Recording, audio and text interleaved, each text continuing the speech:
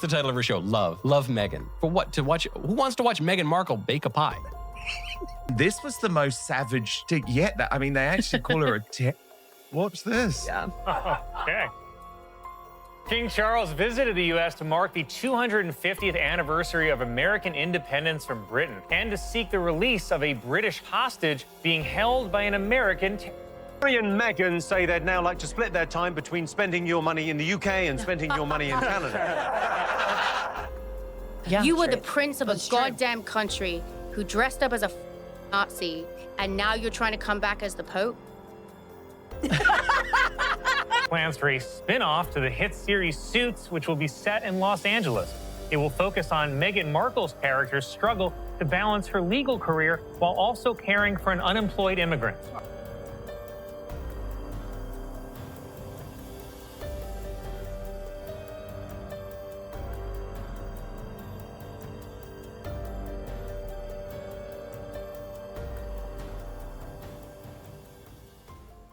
$200 million on the table, 2 full production studios behind the project, endless headlines, non-stop promotion, and one giant Hollywood comeback that the public was told would be impossible to ignore. The expectations were sky high from the very beginning, with supporters talking about a major return to the spotlight and critics watching every move to see what would happen next. Then came the reality check. Instead of ending the year near the top of the charts, the show landed at number 383. Not number 3, not number 33, but number 383. For a project surrounded by that much hype, that ranking immediately became a talking point across entertainment circles. We love American telly. My brother's fiancée, Miss Meghan Markle, is on the American program Suits. Yes, Wednesdays, 8 p.m, USA Network. Check it out. She's amazing, isn't it? Yeah? Right. The only difference between that show and this is people watch this one. Oh, hilarious. With many people wondering how something promoted so heavily could end up so far down the list. And that was exactly the opening comedians had been waiting for.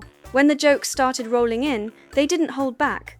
One comedian in particular took a different route. He didn't even need a traditional punchline. Instead, he simply went through the facts, one by one, almost like he was reading from a public record. They were very worried about their safety, which I get that aspect of things. After 6 episodes, I wanted to attack them.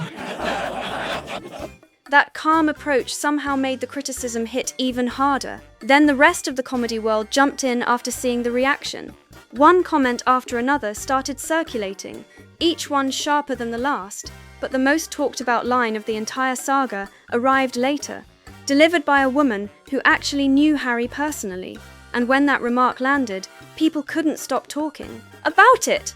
Here's the thing about Carr. He doesn't raise his voice, and he doesn't put on a dramatic performance. He delivers the harshest observations in a completely flat tone, like a guy casually reading his grocery list at the store. That low-key style is exactly what makes the impact so strong. One sentence summed up the entire situation so perfectly that it cut through all the noise. Meghan Markle was there, who's a huge celebrity. Yeah, you guys love Suits. Specifically, Prince Harry loves Suits. Yeah. He used it like Tinder. Yeah. Suddenly, all the endless debates, headlines, interviews, and public drama seemed a lot easier to understand. As one critic put it, this isn't a monarchy anymore, it's a reality show with better hats. That line spread fast because it captured how many people were starting to view the spectacle surrounding the whole story. What really got people talking, though, was the money behind it all. Critics pointed out that these massive projects weren't being judged in a vacuum. They were being funded, promoted, and pushed with enormous resources.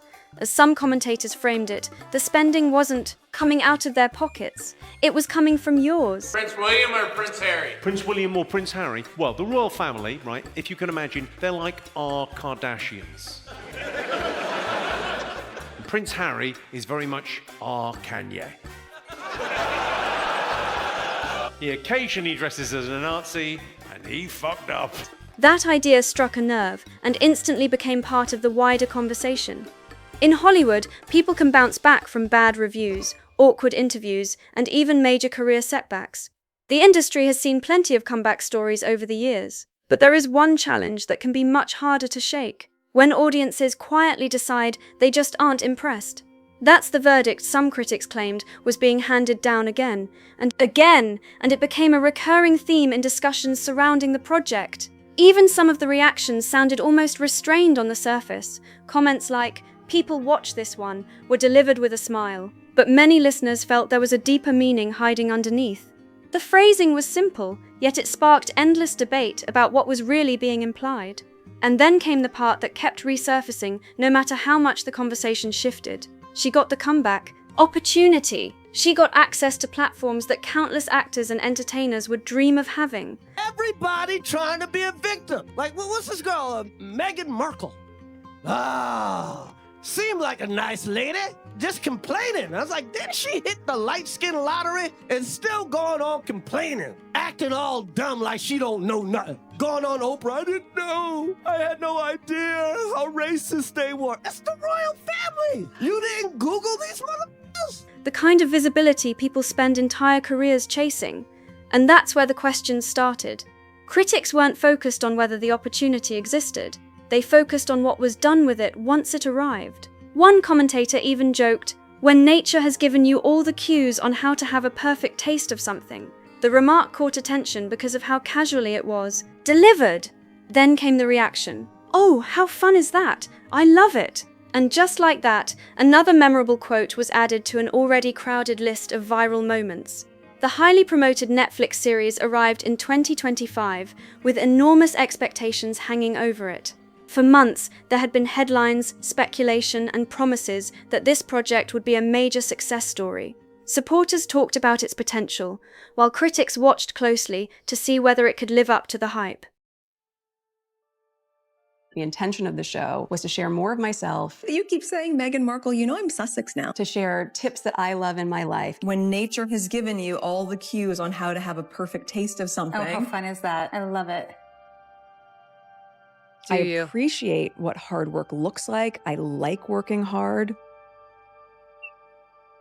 But once the reviews started coming in, the reaction was far less enthusiastic than many expected. The critic score settled at 36%, a number that immediately grabbed attention across entertainment media. Review after review questioned the show's execution, storytelling, and overall impact. Some commentators joked that the reviews were so cold you could store meat behind them. It was the kind of reaction that quickly became impossible to ignore. The audience response didn't do much to change the contour narrative either. While some viewers enjoyed the series, the overall reception failed to generate the level of excitement that many had predicted. Instead of becoming one of the platform's biggest success stories, the show struggled to find the momentum that usually follows a breakout hit. Then came the rankings, and that's where even more questions started appearing. Despite all the attention surrounding the launch, the series didn't come close to the upper tier of Netflix's annual performance. She wants to be famous. She found the guy to make her the most famous in the world, and now she's over there and she's like, if she didn't marry him, she would be on The Bachelor this season. She would be Megan M. from Sherman Oaks barista. You just got lucky. Charts. It ended the year at number 383, not in the top 10, not in the top 100, and not even in the top 300. It landed at number 383. When a second season followed, many observers noted that the response appeared even more subdued than before. For critics, that only added another chapter to the ongoing discussion. The Netflix partnership itself became another major talking point. For years, the deal had been presented as a huge opportunity and a defining business relationship. Yet reports later suggested that the arrangement was not moving forward in the way many originally expected. That development sparked another wave of headlines and speculation. Commentators began asking whether the results had matched the investment and attention that had gone into the partnership. Liz Simpson, she's a divorced American lady, and she caused the king to abdicate because he wanted to be with her. Do you remember? So she's like vintage Meghan, old school Meghan. That is a great way to describe Wallace Simpson. She's the original Meghan Markle. Then there was Spotify. A project launched, a limited run of episodes was released, and before long, the collaboration came to an end. The story gained even more attention when a well-known executive publicly described the pair as grifters, a comment that quickly spread across news outlets and social media platforms. The remark stood out because it came from someone whose company had been directly involved in the deal itself. And through all of these debates, one word seemed to follow the conversation everywhere it went: privacy. Supporters mentioned it, critics mentioned it, interviewers mentioned it, and commentators kept bringing it up again and again. No matter which controversy was being discussed, that single word always seemed to find its way back into the spotlight. The story that many people heard at the beginning was simple enough. The public was told that stepping away would create more distance from the spotlight, more personal space, and a chance to live with greater privacy. That message became a major part of the public conversation and was repeated countless times across interviews, articles, and television appearances. But critics quickly pointed to what they saw as a contradiction. They argued that while privacy was being presented as a key goal, many deeply personal experiences— Queen is there, like she's in my eye line. And I say, look, everyone backstage is really nervous because we're going to meet royalty later on, and you know, what's the etiquette? And then I looked at the Queen and just went, just call me Mr. Carr. That's hilarious. And then 5 hours later, we're backstage. We're not backstage, we're in Buckingham Palace having a drinks thing. Yeah. And I get a tap on my shoulder. Yeah. And it's Prince William. And he goes, Mr. Carr? It's very sweet. were also being shared through high-profile media projects, documentaries, interviews, and public discussions. That contrast became one of the biggest talking points surrounding the entire saga. For opponents, it was difficult to reconcile the message of wanting less attention with the decision to participate in projects that attracted even more attention. One commentator compared it to a man shouting for privacy through a megaphone. The image was exaggerated, but it stuck because it captured the criticism in a way that was easy for people to remember. In fact, satirical shows and comedians repeatedly returned to that same theme, turning it into one of the most recognizable jokes connected to the story. Another recurring target was the way everyday experiences were sometimes presented to the public. Critics argued that ordinary moments could be framed with such importance that they sounded much more groundbreaking than they actually were. One joke suggested that it wasn't about doing anything illegal or scandalous at all. The joke was that the most normal thing imaginable could be introduced with the dramatic energy of a major scientific breakthrough. Prince Harry and Meghan, we don't give a America don't give about you. A lot of people care. They got a Netflix We never show. cared about nothing that had to do with y'all. We do not give a we don't care. That style became easy material for comedians looking for a punchline. Then came comments from television personalities and talk show hosts who focused on what they viewed as the central contradiction. One of the most frequently repeated observations was the idea of publicly discussing a desire for less public attention while simultaneously releasing books, interviews, documentaries, and media projects that invited even more discussion. Whether people agreed or disagreed, the irony became impossible to ignore in comedy circles. As the debate continued, a pattern emerged. Under the branding, under the messaging, and underneath all the arguments about privacy, many comedians kept arriving at the same conclusion. They believed the public narrative often returned to complaints, frustrations, and personal grievances. How bad that trailer, that seems like the worst show that I've ever heard of. I love a bad watch. I love a good bad watch. This is not that. This is really grueling to get through. That became the theme that fueled countless monologues, podcasts, and stand-up routines. Kelly Osbourne was one of several public figures who addressed the issue directly. Her comments stood out because they reflected a view shared by many critics that hardship is not unique to any one person. Life presents challenges for everyone, regardless of status, wealth, or fame. When that sentiment was expressed by a celebrity with her own public profile, it gained even more attention. For supporters, it sparked debate, and for critics, it reinforced a point they had been making for years. That's the problem many critics say keeps repeating itself. Every time another explanation is offered, every time another interview appears, and every time another attempt is made to clarify the situation, the debate seems to grow even larger. Instead of putting questions to rest, the responses often create entirely new discussions. For observers who have followed the story from the beginning, that pattern has become almost as famous as the controversy itself. What makes it even more notable is that skepticism hasn't come only from the usual critics. Commentators from very different backgrounds have raised questions at various points. Even John Oliver, a figure not typically associated with conservative criticism, addressed parts of the conversation in a way that many viewers interpreted as noticeably restrained and cautious. That caught attention because it suggested the debate had expanded far beyond traditional political lines. Then there was the audience many people assumed would be the most supportive. For years, some commentators predicted that American viewers would fully embrace the story without hesitation. Yet public reactions proved far more mixed and complicated than many expected. Supporters remained loyal, but critics became increasingly vocal, creating a divide that continued to generate headlines and social media discussion. I'm going to pose this question to you. You do a lot of business deals, a lot of negotiations. I do? Well, let's just I wish I had been involved in the Meghan and Harry leave Spotify negotiation. The grifters. That's the podcast we should have launched with them. I got to get drunk. And this is where some public figures became especially blunt. Their argument wasn't about whether someone had faced challenges or difficult experiences.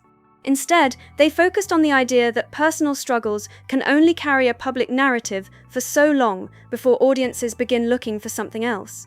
Comedians, talk show hosts, and commentators repeatedly returned to this point, suggesting that people eventually want to hear about accomplishments, ideas, projects, and achievements, rather than an endless cycle of grievances and explanations. As critics framed it, an extraordinary platform had been placed within reach. Global recognition, media attention, financial opportunities, influential connections, and an audience willing to listen were all part of the package. From that perspective, the question wasn't whether opportunities existed, it was how those opportunities were being used. That became the center of countless debates across television, podcasts, newspapers, and online discussions. By this stage, the criticism had moved beyond simple jokes. For some commentators, it became less of a roast and more of an observation about public perception itself. They argued that the recurring themes appearing in interviews, documentaries, and media appearances were shaping how audiences viewed the entire story. Whether fair or unfair, that perception became difficult to separate from the public image that had developed over time. Then the conversation shifted toward a topic that many major entertainers seemed reluctant to tackle directly. Plenty of comedians joked around the edges of it, but only a few addressed it head-on. And when one of the biggest names in stand-up comedy finally did, people paid attention immediately. Chris Rock stepped onto a Netflix stage and took on one of the most sensitive and widely discussed aspects of the entire saga. The moment generated headlines around the world because of both who was speaking and what subject he chose to address. Rather than dancing around the controversy, he tackled it directly in front of a global audience. The reaction was immediate, with clips spreading rapidly across television, social media, and news coverage as people debated every line and every observation. Then came the moment that had everyone talking. As Rock turned his attention to the royal family controversy, the audience knew exactly where he was headed, and the room instantly locked in on every word. "You didn't Google these?" he asked, delivering the line in his own style, on his own stage, and in his own words. The comment became one of the most quoted moments from the performance, and sparked another huge wave of discussion across the entertainment world. What is she talking about? That reaction, or versions of it, started appearing more and more as the public debate grew louder. By that point, the discussion had moved far beyond newspaper columns and royal watcher circles. It had become mainstream entertainment, late-night comedy material, podcast content, and social media conversation all rolled into one. And once a controversy reaches that stage, public perception can change very quickly. One moment that stood out involved Chris Rock's treatment of one of the biggest grievances at the center of the story. Meghan Markle has finally revealed why she and Prince Harry call each other M and H. What could it be? A mystery for the ages. What made the moment so significant wasn't just the joke itself, it was who was telling it. Rock is one of the most influential and recognizable comedians in the world, with a career spanning decades and an audience that cuts across political, cultural, and social lines. When someone with that level of influence turns a major talking point into a punchline, it can have a powerful effect on how audiences view the issue. That's because comedy has a unique way of changing public conversations. People may argue with a news article, disagree with a commentator, or dismiss a critic. But when an entire audience laughs at a premise, the dynamic shifts. As many observers noted, once a room is laughing, it becomes much harder to convince that same room to respond with sympathy or outrage instead. Whether fair or unfair, that's simply how public narratives often evolve. Then Jimmy Carr approached the topic from a completely different angle. For a moment, he wasn't acting like a comedian delivering jokes. Instead, he sounded more like someone flipping through a history book and pointing out an uncomfortable parallel. Rather than focusing on the latest headline, he looked decades into the past and asked a question that immediately got people's attention. That question led back to one of the most famous royal controversies in modern history, Wallis Simpson, an American divorcee whose relationship with King Edward VIII became one of the defining royal scandals of the 20th century. The romance ultimately led to Edward's abdication, a decision that reshaped the monarchy and remains a major historical turning point even today. For critics drawing comparisons, the similarity wasn't about identical circumstances.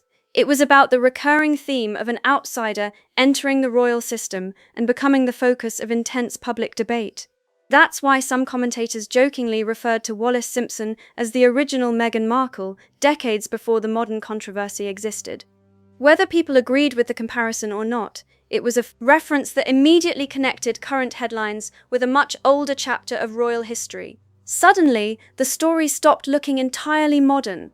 Instead of appearing as a completely unique situation, some observers began viewing it as another version of a challenge the monarchy had encountered before.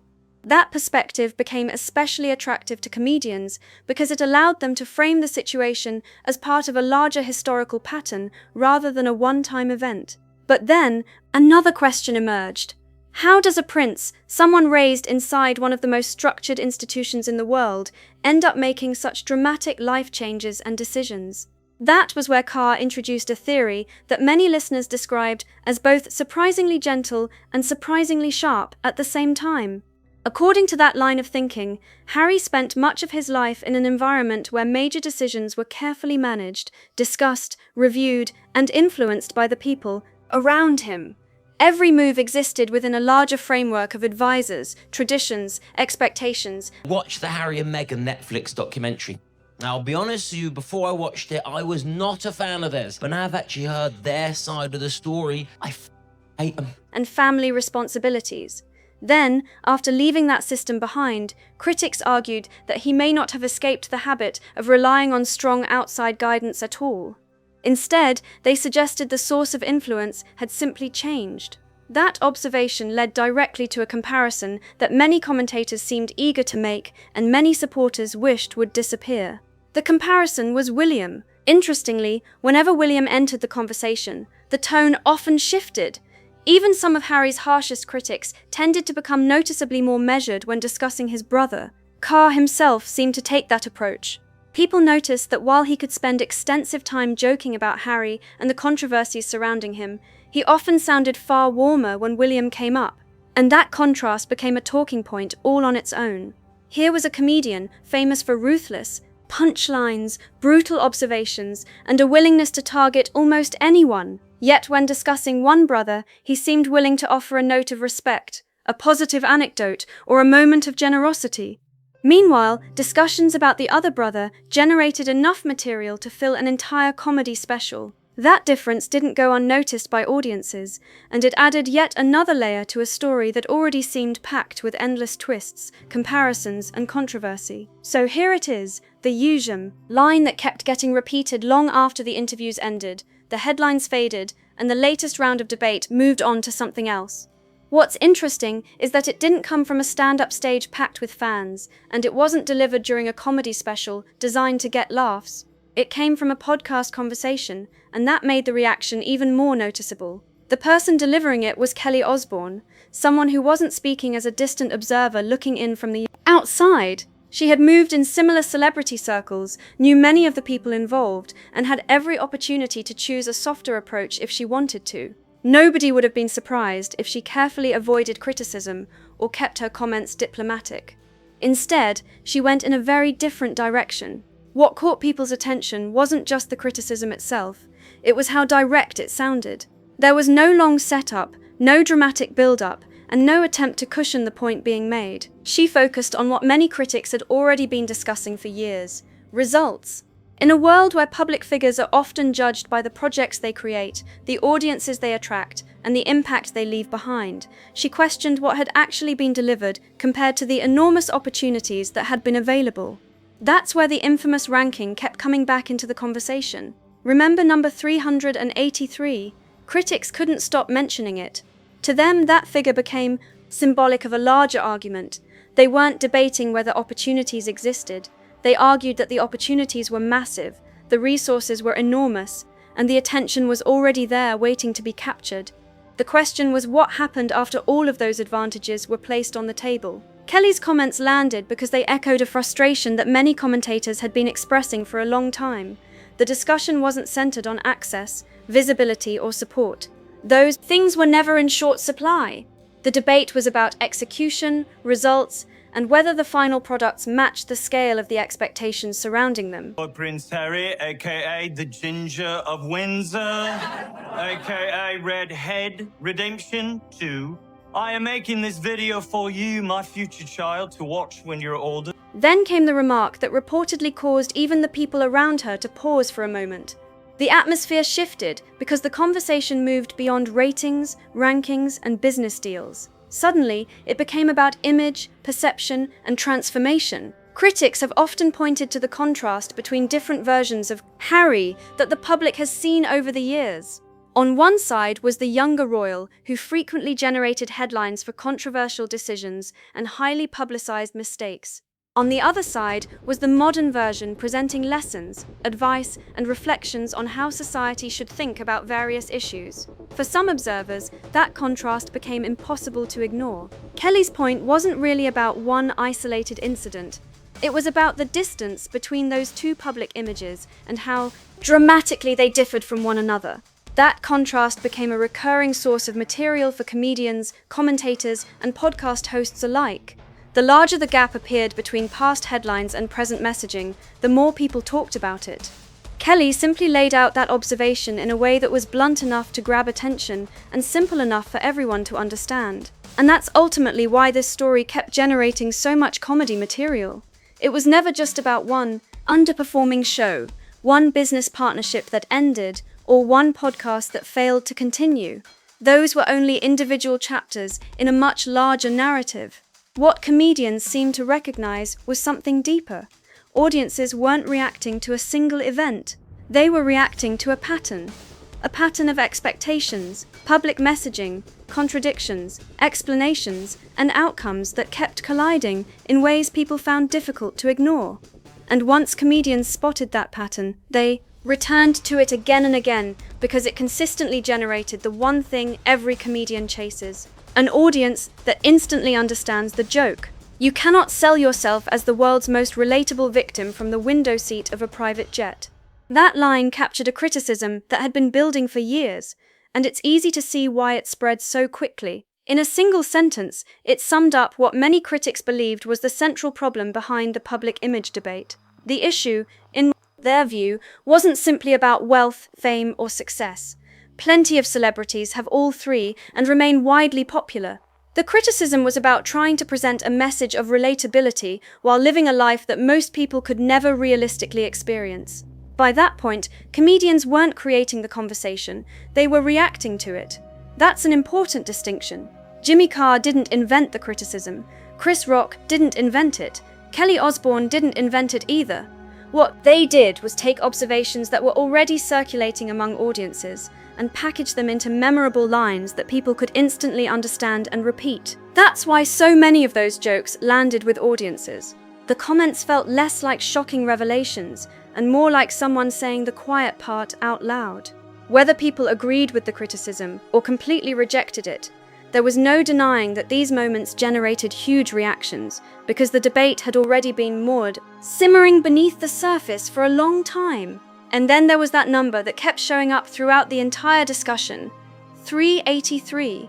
Critics returned to it again and again because they saw it as more than a ranking. To them, it represented the gap between expectation and outcome. Years of publicity, major platform deals, endless media attention, and enormous anticipation had created expectations that were almost impossible to miss. When the results failed to match those expectations, that ranking became a symbol that opponents couldn't stop talking about. From that perspective, the comedians weren't the scandal at all. They were simply highlighting information that was already public and drawing conclusions from it. That's why some observers joked that the comedians weren't the controversy. They were the receipts. The jokes worked because they were attached to events, headlines, interviews, and public discussions that audiences already knew about. One theme kept appearing throughout all of those criticisms. Again and again, commentators argued that a public brand built primarily around grievances faces a difficult challenge over time. Sympathy can attract attention, personal stories can attract interest, but audiences often want to see evolution, growth, accomplishments, and new directions as well. Without that, critics argued, the narrative risks becoming repetitive, no matter how powerful it may have been at the beginning. As one commentator put it, a brand built on grievance is a fuel tank with a slow leak. It can generate momentum for a while, but eventually people begin asking what comes next. That's the question that seemed to sit underneath so much of the public debate. Now it's your turn. Out of all the comments, jokes, observations, and viral moments discussed throughout this story, which one do you think hit the hardest? Was it Carr with the feminist line? Was it Rock and the light-skinned lottery joke? Or was it Kelly's blunt assessment that got the strongest reaction? Drop the name below and let everyone know which moment stood out most to you.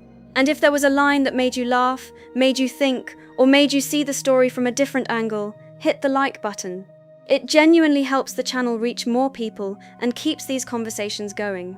Don't forget to subscribe as well. The next episode dives into a surprising topic: the countries, organizations, and public figures that have reportedly kept their distance from the Sussexes over the years. And a few of those examples may catch you completely off guard. This story continues to generate headlines, reactions, and debate across the world, and it doesn't look like the conversation is ending anytime soon. Stay tuned, because there's a lot more to unpack.